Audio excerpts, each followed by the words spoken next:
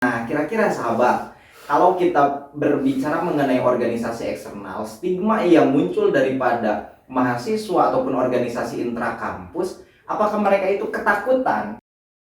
Welcome to Kamar Pergerakan.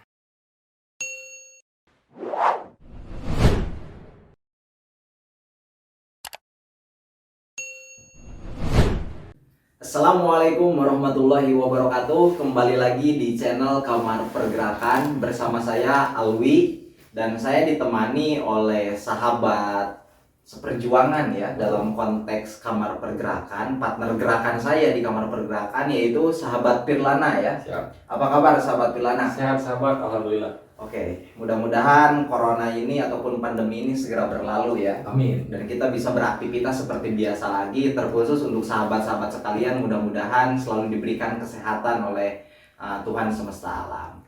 Nah, pada kesempatan kali ini kita akan melanjutkan kembali berbicara mengenai organisasi eksternal.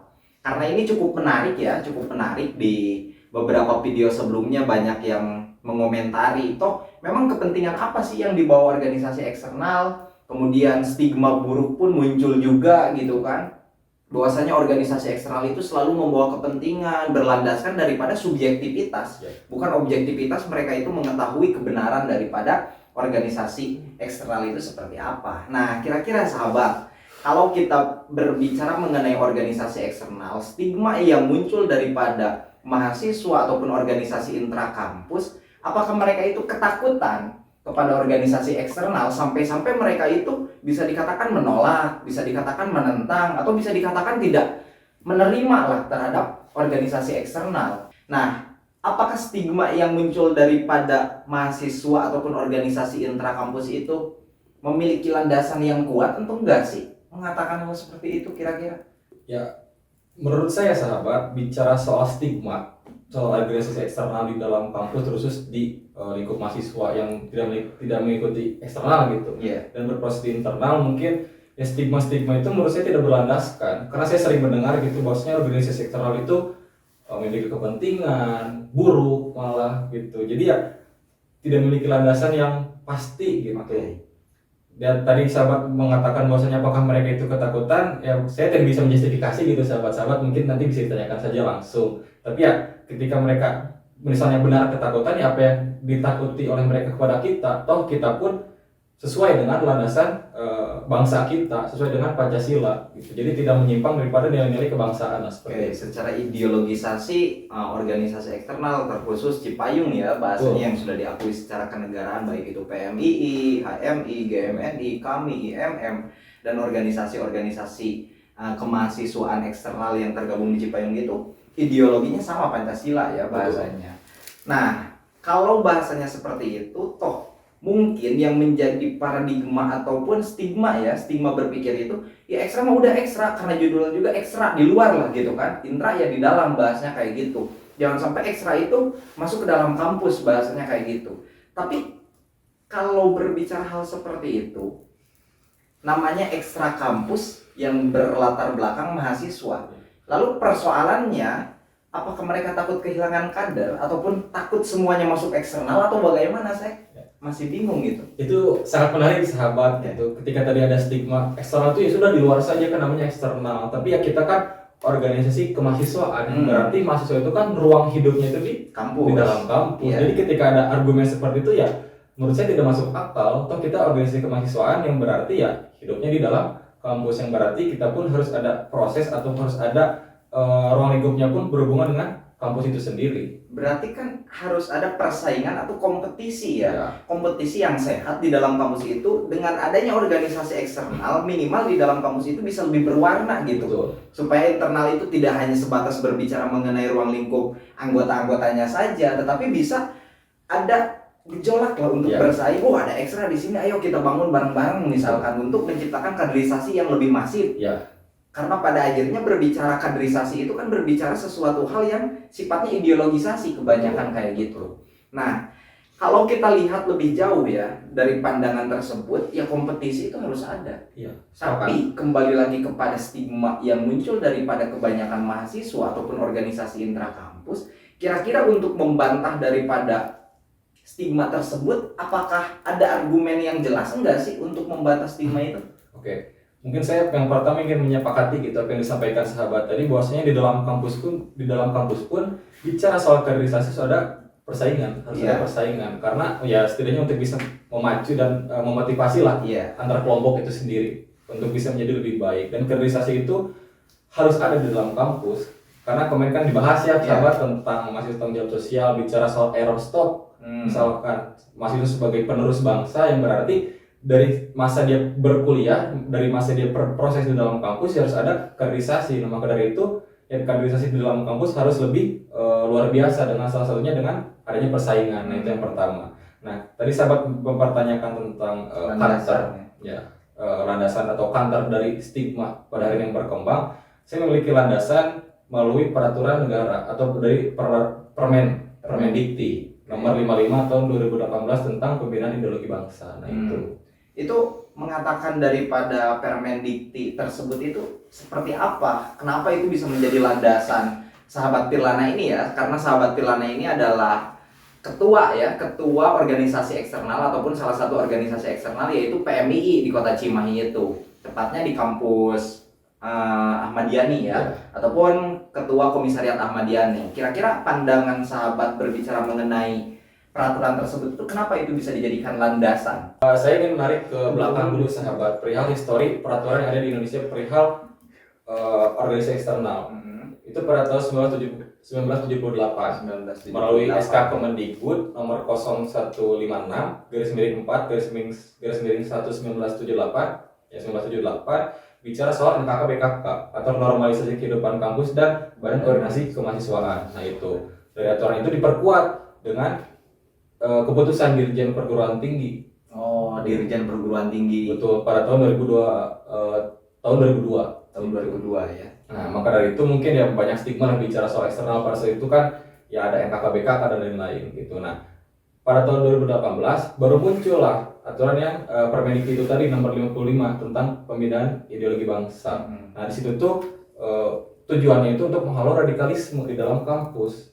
Kenapa menghalau radikalisme? Emang kampus itu jadi sarang teroris atau sarang radikal atau kayak gimana? Kenapa harus muncul aturan tersebut kira-kira? Ya, mungkin karena pemikiran mahasiswa itu terbuka ya sahabat. Jadi ketika ada paham-paham yang radikal dan lain-lain itu masuk ke dalam kampus, ya itu dikhawatirkan mungkin. Nah, maka dari itu ya organisasi eksternal itu harus bisa masuk ke dalam kampus untuk menghalau radikalisme itu sendiri. Karena seperti yang dijelaskan tadi kan, organisasi eksternal yang ada itu ya di Cipayung khususnya ya berideologikan atau berlandaskan Pancasila. Oh, berarti aturan tersebut sendiri itu untuk mengkantar ya bahasanya perkembangan atau penyebarluasan paham-paham radikal, intoleransi di dalam kampus itu sendiri. Nah, kira-kira kalau berbicara aturan tersebut ya, tujuannya itu untuk membina ideologi, khususnya ideologi Pancasila. Nah, kira-kira adakah tindak lanjut ataupun output daripada aturan itu sendiri gitu? Output dari Permendikti ini adalah akan dibentuknya UKM PIB sahabat. UKM PIB, jadi dibentuk UKM PIB atau unit kegiatan mahasiswa pembinaan ideologi bangsa gitu. Nah, dan dalam pasal satunya pun dijelaskan bahwasanya perguruan tinggi itu bertanggung jawab untuk melaksanakan pembinaan ideologi Pancasila gitu bagi mahasiswa dalam kegiatan kemahasiswaan di perguruan tinggi gitu. Jadi ya perguruan tinggi harus bisa mewadahi lah istilahnya seperti itu dan bertanggung jawab terhadap UKM PIB ini nantinya seperti itu. Kalau kayak gitu berarti ruang lingkup organisasi eksternal menurut saya pribadi itu bakal lebih sempit sahabat. Ya ketika di dalam kampus mungkin karena ada hubungan dengan lembaga-lembaga kampus, mungkin ada rektorat, mungkin secara skala universitasnya di dekanat dan lain-lain lah, mungkin seperti itu yang dimaksudkan ke sahabat. Iya, jadi gini, kalau kita lihat secara bahasan pemikiran saya ya, kalau organisasi eksternal itu sudah dijadikan kembali masuk ke dalam kampus dengan aturan yang sifatnya itu ditanggung-jawabi oleh kampus, berarti kan organisasi eksternal itu bertanggung jawab kepada kampus, salah satunya rektor. Kepada rektor gitu bahasanya. Nah, dengan kita itu dikontrol secara langsung oleh rektor, berarti secara tidak langsung kita itu sudah dikekang kembali dong oleh rektorat ataupun oleh lembaga kampus itu sendiri ya. Ya, ketika organisasi eksternal ini masuk ke dalam kampus dalam bentuk UKM ya, PIB tadi, yang menurut saya ketika organisasi eksternal ini memiliki nilai-nilai yang sudah ada misalkan, ketika masuk ke dalam kampus ya terus dipertahankan. Dalam artian kampus atau rektorat lah katakan harus bisa mengerti dan paham dengan nilai-nilai yang sudah ada dalam organisasi tersebut, dan pun organisasi tersebut pun harus bisa menyesuaikan dengan kebijakan dari kepada kampus itu sendiri. Jadi ya saling mengerti lah pada akhirnya. Oke, kalau kayak gitu mungkin lebih spesifiknya gini ya. Kalau kita khususnya organisasi eksternal yang ada di Kota Cimahi, terkhusus PMI ya tadi seperti itu. Ketika kita melihat lebih jauh ataupun lebih luas, bahwasanya kultur ataupun culture atau budaya yang ada di Kota Cimahi mahasiswanya itu kan masih tertutup, terkhusus berbicara organisasi eksternal. Nah, untuk membuka realitas daripada pemikiran sahabat-sahabat yang lain ataupun mahasiswa-mahasiswa yang lain, baik itu intrakampus ataupun mahasiswa pada umumnya, selain daripada landasan yang tadi sahabat Firlana bawa ya, landasan berbicara mengenai Permendikti nomor 55 tahun 2018 tentang pembinaan ideologi bangsa, ada lagi nggak hal yang lebih konkret menurut saya itu supaya mereka itu berpikiran terbuka terhadap organisasi eksternal itu? Ya, menurut saya ketika stigma yang pada akhirnya tidak berlandaskan, ya cari landasannya. Dalam artian ketika bicarakan eksternal ini A, B, C, tapi tidak memiliki landasan, ya silahkan cari tahu tentang organisasi eksternal tersebut. Misalnya di PMI, kita itu diajarkan dengan nilai dasar pergerakan, sahabat. Yang pertama itu ada ketauhidan, bicara soal ya tauhid, lalu ada hablum minallah, hablum minanas, dan hablum minal alam. Nah, itu nilai-nilai dasar pergerakan di PMI. Nah, orang yang menjudge atau yang menstigma organisasi eksternal itu ya tahu atau tidak dengan nilai-nilai yang ada di organisasi eksternal masing-masing gitu ya. Itu kan harus dicari tahu supaya tidak ada argumen yang tidak berlandaskan, dan ya pada akhirnya takutnya jadi fitnah gitu, sahabat. Gitu. Nah, berarti ketika salah satunya itu mereka harus lebih mendalami ataupun harus lebih mengetahui ya, intinya sahabat lebih mengetahui organisasi eksternal itu seperti apa. Tapi di sisi lain juga ketika adanya organisasi eksternal itu bisa menjadi ruang kompetitif yang tadi itu sih menurut saya, ruang kompetisi supaya kita sama-sama berjuang itu toh kita sama-sama mahasiswa memiliki landasan di dalam kampus dengan bahasa Tridharma perguruan tinggi, bahasanya itu kan dengan peran fungsi mahasiswa. Nah, kenapa tidak kita itu menciptakan ruang yang lebih harmonis untuk bisa sama-sama berjuang, salah satunya kan untuk membebaskan daripada belenggu, misalkan belenggu kemiskinan, di tatanan sosial kemasyarakatan itu seperti apa, memberikan solusi-solusi konkret yang sifatnya itu bisa membangun ataupun bisa lebih memberikan nilai yang positif kepada kampus sendiri, kepada ruang lingkup kemahasiswaan. Jadi kenapa sih kita itu terlalu memikirkan hal-hal yang sifatnya sepele untuk berkonflik yang tidak memiliki dasar gitu, bahasanya kayak gitu. Nah, kalau lebih jauh daripada yang barusan disampaikan, berarti untuk stigma yang muncul daripada mahasiswa-mahasiswa itu sendiri itu perlu diluruskan lebih jauh ya. Betul. Apalagi kalau ya misalkan PMI lah secara itunya, pernah tidak PMI secara langsung konsolidasi ataupun melakukan komunikasi secara langsung dengan ketua-ketua BEM misalkan di Kota Cimahi, atau dengan ketua himpunan, ketua BEM fakultas seperti itu, kira-kira pernah dilakukan atau tidak? Ya, untuk konsolidasi kita sebenarnya belum pernah melakukan, terkhusus di masa seperti ini ya sahabat. Di masa pandemi ini agak sulit lah, tapi beberapa tahun kebelakang sebelum pandemi lah kita pernah mengadakan kegiatan gitu untuk mahasiswa di Kota Cimahi. Kita pun mengundang gitu BEM-BEM di kampus-kampus di Cimahi untuk mengikuti kegiatan kita ya. Yang sangat disayangkan adalah yang mereka tidak dapat hadir karena mungkin ada kegiatan lain atau apa ya, tidak ada kesempatan untuk bertemu dalam satu forum lah, seperti itu, belum ada kesempatannya. Jadi seperti itu. Nah, menurut saya itu perlu dilakukan konsolidasi secara langsung, apalagi misalkan setelah pandemi ataupun ya sekarang-sekarang juga, supaya nanti pasca selesainya pandemi kita itu sudah bisa bergerak lebih terarah lah gitu. Arah gerak organisasi intra ekstra di Kota Cimahi itu bisa betul-betul menguasai. Misalkan kita ketika mengkritik kebijakan yang dibuat oleh pemerintah setempat di Kota Cimahi, ya kita itu lebih berbondong-bondongnya itu secara kekuatan massa yang betul-betul konkret gitu. Bukan hanya sebatas organisasi intra saja, ekstra saja, tetapi semuanya itu dalam satu koridor yang betul-betul memperjuangkan hal tersebut. Nah, seperti itu sahabat. Jadi untuk sahabat-sahabat sekalian, ketika tadi saya ditemani oleh Ketua PMI ya ini Ahmad Yani Kota Cimahi berbicara mengenai stigma, perlu kita untuk betul-betul melihat realitas sebenarnya, jangan hanya sebatas melihat daripada bahasa kepentingan, atau lebih salahnya lagi, kita itu hanya mendengar dari mulut ke mulut, kemudian menjustifikasi organisasi ekstra itu betul-betul membawa kepentingan, sedangkan kita sendiri nggak tahu kayak gimana. Apalagi tadi dengan landasan aturan katanya seperti itu, meskipun saya berpikiran lain ya, dengan aturan yang tadi eksternal itu dibawa ke dalam kampus itu akan dikekang oleh kampus, tetapi minimal kita itu tidak bertentangan dengan landasan daripada negara itu sendiri, yaitu Pancasila.